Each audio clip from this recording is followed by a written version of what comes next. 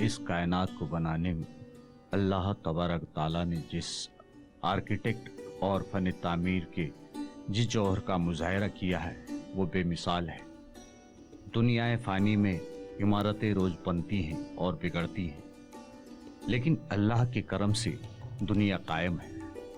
इसमें दो राय नहीं कि खुदा के नेक बंदे की दुआओं से अल्लाह का करम हम सब पर बरकरार है। वो नेक बंदे इंसानियत की खिदमत के साथ साथ मज़हब इस्लाम का परचम सारी दुनिया में बुलंद कर रहे हैं। इंसान अलग अलग तरीक़ों से इंसानियत की खिदमत करता है। कुछ लोग दिलकश तस्वीर बनाकर लोगों को खुशी देते हैं, तो कुछ लोग आलीशान खूबसूरत इमारतों का नक्शा बनाकर लोगों के ख्वाबों की तामीर में मदद करते हैं। इसमें कोई दो राय नहीं, सबसे बड़ा नक्शा नावीज़ इस कायनात को बनाने वाला है। लेकिन अगर कोई नक्शा नावीज़ अल्लाह की राह में उसका घर बनाने में अपने पेशे के साथ समझौता करे और कोई मुआवजा न ले तो उसका एहतराम लाजमी है। मैं जब आर्किटेक्ट बना 1979 को हम आर्किटेक्ट बन गए।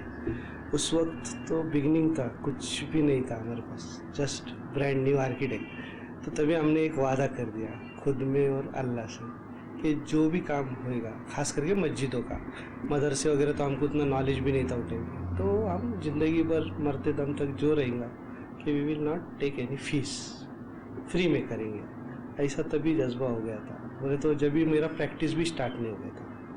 और उसके बाद जैसे जैसे काम आते गए वैसे वैसे हम करते गए, और एक के बाद काफ़ी करीब 100 के करीब हमने ऐसे मस्जिदों के, मदरसों के काम किए।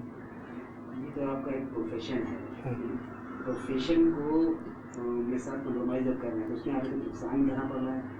नुकसान हमने वैसे सोचा ही नहीं था, क्योंकि इसमें क्या है, दिमाग का काम है, पर्सनल डिवोशन है, देयर इज़ नो कैपिटल। वैसा बिगिनिंग में तो कोई कैपिटल था ही नहीं। अभी तो भी काफ़ी बड़ा ऑफिस वगैरह है, कैपिटल इन्वॉल्व है। बिगिनिंग में तो कुछ था ही नहीं, रात को बैठना है या जब भी वक्त मिलता है करके देना है, जैसे बाकी काम करते जिधर पैसा मिलता था। इधर हमने कभी ऐसा सोचा ही नहीं, और एक पैसे का भी हमने ऐसा कभी इमेजिन नहीं किया, क्योंकि ये एक खिदमत था, एक कम्युनिटी के लिए। या समझो अल्लाह ने हमको जो भी दिमाग दिया, आर्किटेक्ट का भी बना दिया, तो उसके बदले में समझो जो भी कुछ काम करना है कि उधर फिर क्लीन ये रह जाता है सब। बाकी का मामला जब से आपने पैसा इन्वॉल्व नहीं रहता है तो सब क्लीन हो जाता है। ज़ुबैर शेख पुणे के मिडिल क्लास फैमिली में पैदा हुए। वालिद पेशे से मछली फरोश थे। ज़ुबैर शेख को मछली की आँख में कोई दिलचस्पी नहीं थी। उन्होंने कुदरती आर्किटेक्ट के बेहतरीन नमूने इस कायनात की तस्वीर साजी शुरू कर दी। बचपन से मैं काफ़ी ड्राइंग में, बोलते हैं बॉर्न आर्टिस्ट रहे थे, अल्लाह की तरफ से देन है, ड्राइंग में रहता था। लेकिन हमारे वालिद साहब बहुत स्ट्रिक्ट, तो मैं कुछ भी ड्राइंग कर देता था तो आके फाड़ देते थे। तो मैं पूछता था ये क्या, नहीं बोले ये जानदार चीज़ें नहीं बनाना है। तो बचपन में मेरा फिर वो ज्योमेट्री की तरफ कन्वर्ट हो गया। मैं आप बता रहा हूँ, जो भी अक्ल रहेंगी कि 8-10 बरस की उम्र में रहेंगी कि मैं आई कन्वर्टेड इनटू ज्योमेट्री। हाँ, फ्रॉम पेंटिंग। हाँ, कि जानदार चीज़ें नहीं बनाना है अभी अपने को, नहीं अलाउड, नहीं इस्लाम में नहीं बनाना है, ज़्यादा उस पर क्वेश्चन ही नहीं किया। और मैं ज्योमेट्री में कन्वर्ट हो गया। मैथमेटिक्स में तो आई वॉज स्कॉलर, एकदम अच्छे, 100 में से 199 मार्क्स मिलते थे। और जैसे ही मैं 11th पास हो गया, हमारा लास्ट बैच था 11th का, तो हमारे प्रिंसिपल का हमारा जो डिस्कशन हो गया, तो वी ऑप्टेड फॉर आर्किटेक्चर। और मैं जब भी आर्किटेक्चर को गया तभी मैं I was alone Muslim in 66 students, and it was a great difficulty, बहुत डिफ़िकल्टी था। पर मैं 5 बरस कंटिन्यूस फर्स्ट क्लास में पास हो गया। एक वक्त ऐसा आया जब हाथों से ब्रश छूट गया और तराजू आ गया। वालिद को मछली के कारोबार में नुकसान हुआ। घर की माली हालात दुरुस्त करने के लिए ज़ुबैर साहब को इस कारोबार में उतरना पड़ा। लेकिन इस कायनात को बनाने वाले के फन तामीर का एहतराम दिल से नहीं निकाल सके। आर्किटेक्ट में डिप्लोमा हासिल किया और निकल पड़े एक नई राह पर। खास करके मस्जिदों का जो सवाल है या इस्लामिक आर्किटेक्चर, तो मेरा फाइनल ईयर्स में जो थीसिस रहता है, हमको एक सब्जेक्ट रहता है एक्स्ट्रा थीसिस, तो हमने इस्लामिक आर्किटेक्चर पे थीसिस किया था। तो उसमें काफ़ी स्टडी रहती है, 6 मंथ्स हमको काफ़ी डिटेल्स निकालने पड़ते किताबों में से वगैरह, हिस्ट्री वगैरह। तो पूरा थीसिस मैंने खुद की एक बुक भी बनाया है इस्लामिक आर्किटेक्चर पे। तो फाइनल ईयर का हमारा सबमिशन था, तो तभी मेरे को काफ़ी बोले तो दिलचस्पी थी इस्लामिक आर्ट, खास करके ताजमहल बोले तो बचपन से ही एक बोलते ना कुछ आइडियल कि चलो ज़िंदगी में कुछ करना है अपने। तो ऐसा वो खूबसूरती जो है इस्लामिक आर्किटेक्चर में ज्योमेट्री के वजह से, तो वो मेरे को बहुत दिलचस्पी थी। उसमें मैं आगे बढ़ा तो उसमें पूरा रिसर्च करके, खास करके इस्लामिक आर्किटेक्चर पे आई एम लिटिल कॉन्फिडेंट रह गया। चर्च मंदिर वगैरह उस पर भी है। जिंदगी की मुश्किलात इंसान को आगे बढ़ने का सलीका सिखाती है। जुबैर शेख भी फनकाराना सोच के साथ आगे बढ़ते गए। पुणे की अभिनव कला महाविद्यालय से 5 साल आर्किटेक्चरल कोर्स हासिल करने के बाद अपने मुखलिस दोस्त प्रकाश देशमुख के साथ मिलकर एक फर्म की शुरुआत की और 1983 में स्पेस डिजाइनर सिंडिकेट फर्म का कयाम अमल में आया। हालांकि इससे कबल जुबैर शेख अपनी पढ़ाई पूरी करने के लिए फकत 125 रुपए महीने पर मॉडर्न आर्किटेक्ट के यहाँ नौकरी किया करते थे। जैसा हर एक आर्किटेक्ट पास हो जाता है, मैं सिर्फ आर्किटेक्ट के बारे में बात कर रहा हूँ, ऐसा ज़रूरी नहीं, कोई भी प्रोफेशन ले सकते हैं। तो हर एक को लगता है कि मैं आगे कुछ करूँ, तो उसमें हमें भी काफ़ी तकलीफ़ात आए। 79 हम पास हो गए आर्किटेक्चर, 85 तक हमको कुछ काम वगैरह नहीं था, भटकते थे इधर उधर जो भी। 85 में हमको एक बड़ा प्रोजेक्ट मिला कोरेगांव पार्क का, और उसके बाद हमने जो मीन्स उसके बाद मैंने करीब 1000 प्रोजेक्ट्स से ज़्यादा कंप्लीट किया। इस दौरान मेरे साथ जो मेरे पार्टनर है प्रकाश देशमुख, वो right from day 1 of school, ये आर्किटेक्चर के जो हमारे डे 1 हम साथ में थे, और हमने 3rd ईयर में ही डिसाइड कर दिया था कि हम एक ऐसी फॉर्म करेंगे स्पेस डिज़ाइनर सिंडिकेट के नाम से। और हमने वो जो ख्वाब देखा था, हम जैसे ही पास हो गए वो हमने फॉर्म कर दी। 4-5 बरस उसके लिए काफ़ी मेहनत करनी पड़ती थी, इधर जाओ उधर जाओ, काम मिलता था, पैसे नहीं मिलते थे। लेकिन जैसे ही एक अच्छा हमको ब्रेक बोलते ना मिला है, उसके बाद हमने पुणे में काफ़ी काम किया। इस्लामी आर्किटेक्ट का नमूना हमें कदीमी अरब की इमारतों से मिलता है। हिंदुस्तान में मुगल दौर में बनाई गई इमारतों में इस्लामी आर्किटेक्ट का इस्तेमाल कसरत से किया गया है।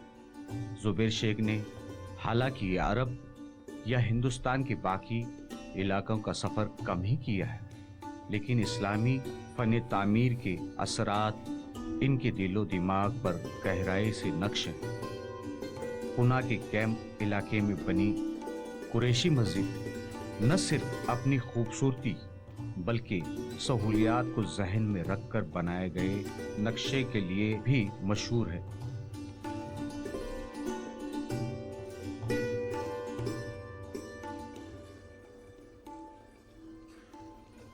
कुरैश मस्जिद का जो डिज़ाइन है, वो जो खूबसूरती आपको दिखती है, तो उसका बेसिक मैं जैसा भी बताया मुग़ल आर्किटेक्चर जो हमारी जामे मस्जिद है दिल्ली की, तो वो एक टिपिकल मुग़ल आर्किटेक्चर है जिसमें मल्टीफाइड आर्चेस वगैरह, जो मल्टीफाइड आर्च है, उसके जो मीनार है जो, तो वो उधर का समझो कॉपी तो नहीं बोलेंगे अपन इंस्पिरेशन बोल सकते हैं जामे मस्जिद, जो हमारी दिल्ली की जामे मस्जिद है उसका, इसलिए वो बहुत खूबसूरत दिखती है जो कुरैश मस्जिद आप देखिए।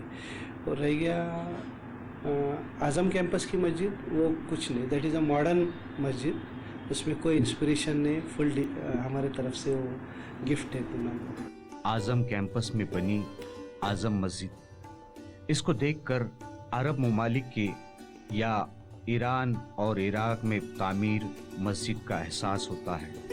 ये मस्जिद नमाजियों की तमाम ज़रूरियात को जहन में रखकर तामीर की गई है।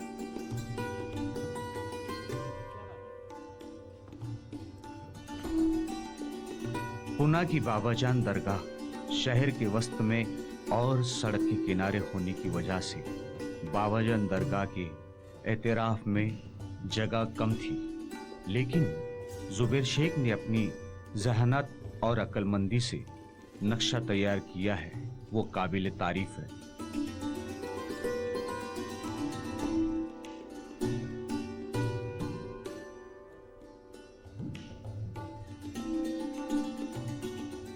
ऐसा आर्किटेक्ट मैंने देखा हूँ, खास करके मस्जिदों का तो काफ़ी स्टैंडर्डाइज्ड जो उसका यूज़ है स्टैंडर्डाइज रहता है।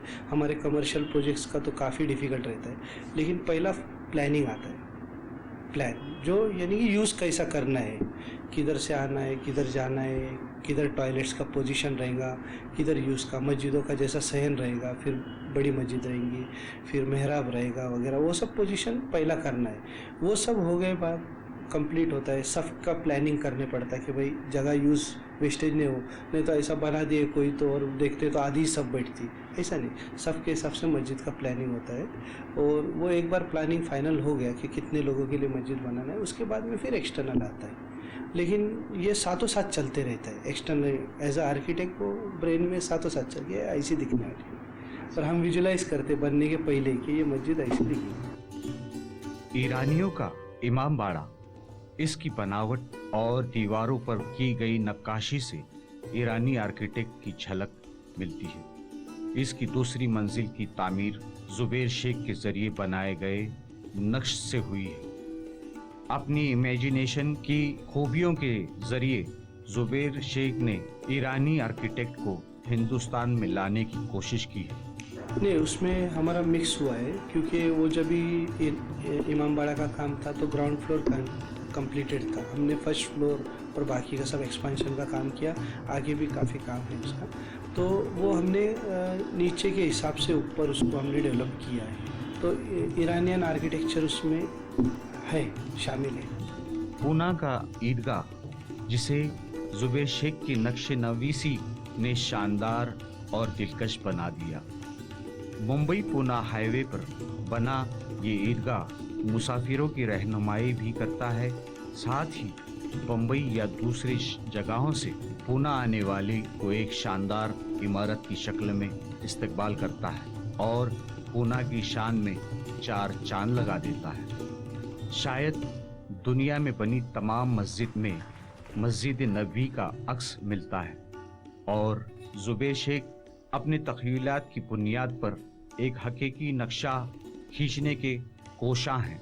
तो मस्जिद नबवी तो माशाल्लाह that is the one and only, उसका जो बोले तो खूबसूरती और उसका जो रौनक है वो तो मैं दूसरे मस्जिदों में नहीं देख सकता हूँ, और वो सेपरेट है। बोले तो मदीना का जो आर्किटेक्चर है वो इंडियन आर्किटेक्चर में नहीं आता है। इंडिया में खास करके मुग़लों ने जो आर्किटेक्चर लाया है वो पर्शियन और वो साइड का, ईरान वगैरह वो साइड से हमको मिला है, मंगोलिया वगैरह बोले तो वो सेपरेट आर्किटेक्चर है। लेकिन Indian architecture as far as masjid and Islamic architecture is concern, वो काफ़ी बोले तो one of the best in the world बोला जाता है। तो आपको इंस्पिरेशन कहाँ से, ईरानी आर्किटेक्ट से इंस्पिरेशन मिला या आपको बाहर अरब या सऊदी अरब के जो मक्का या जिद्दा में जो आर्किटेक्ट है?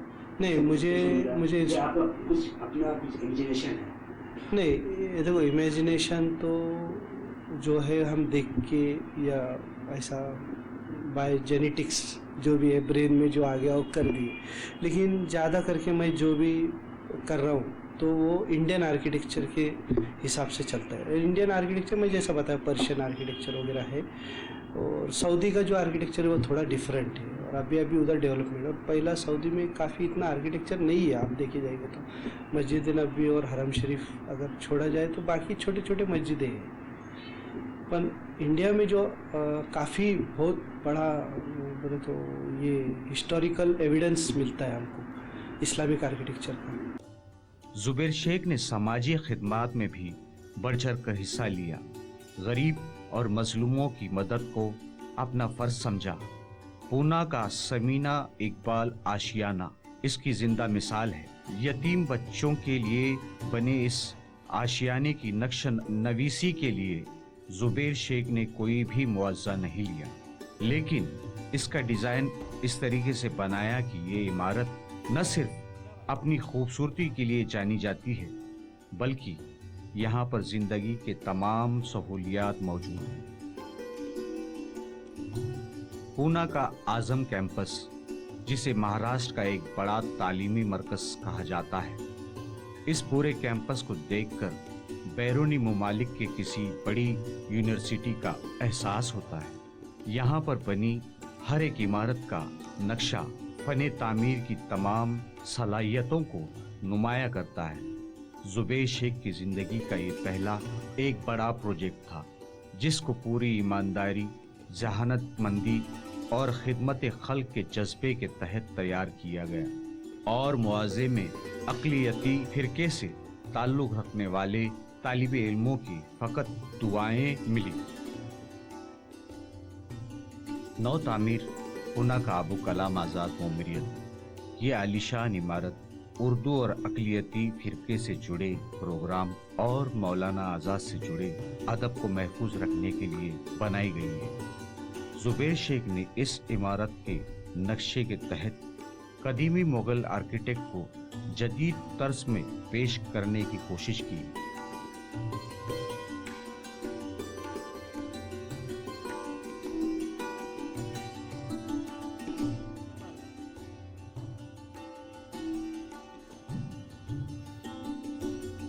सोलापुर बाजार मस्जिद का नक्शा भी जुबैर शेख के जरिए बनाया गया है। इसके अलावा कुछ ऐसे प्रोजेक्ट्स हैं जो अभी ज़ेर तामीर हैं। सोलापुर की मक्का मस्जिद, जिसकी तामीर में जुबैर शेख खुसूसी दिलचस्पी ले रहे हैं। उदगांव मदरसा सोएक्स गांव एक बड़ा प्रोजेक्ट है। सोएक्स विलेज सोनामी में यतीम हुए बच्चों के लिए बनाया जा रहा है।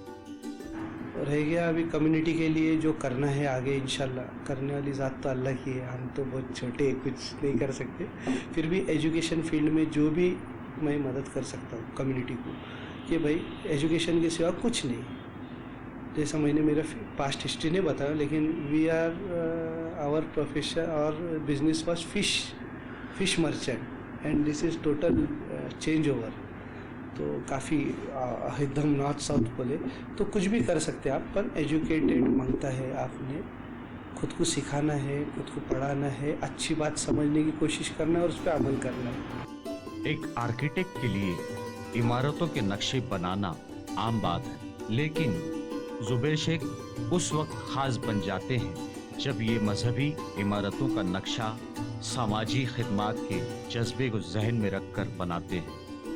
मुआवजा न लेने के बावजूद अपनी सलाहियतों के साथ समझौता नहीं करते। जुबैर शेख की फनकाराना सलाहियतों को देखते हुए ढेर सारे अवार्ड और एजाज़ात से भी नवाजा गया है।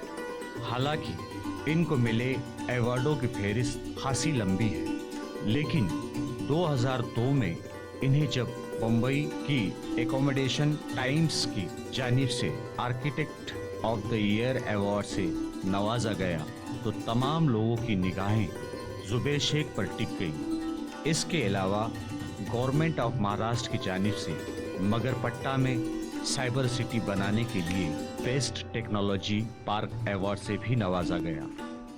इन तमाम कामयाबियों के पीछे इनकी शरीके हयात का अहम रोल है। काम शुरू किए उन्होंने, तो मेरी शादी के टाइम तो बहुत बिजी थे, तो उनको मैंने ज़्यादा तकलीफ़ नहीं दी। यानी काम करने की जब ये दिन है तो काम करो, और जब मेहनत करने की ये टाइम चलेगा तो वापस नहीं आएगा, इसके लिए मैं कुछ नहीं करती थी उनको। जुबैर शेख की सलाहियतों को नुमाया करने का मकसद फ़कत इतना है कि समाज के उन ठेकेदारों को थोड़ी सी नसीहत मिल सके जो समाजी खदमात के बड़े बड़े दावे करते हैं, लेकिन इंसानियत आज भी रंजीदा है। अगर तमाम लोग अपनी मसरूफियात से चंद वक्त निकाल कर इंसानियत के नाम पर वक्फ कर दें तो समाज के रोते हुए चेहरे पर हंसी लाई जा सके, और यही सबसे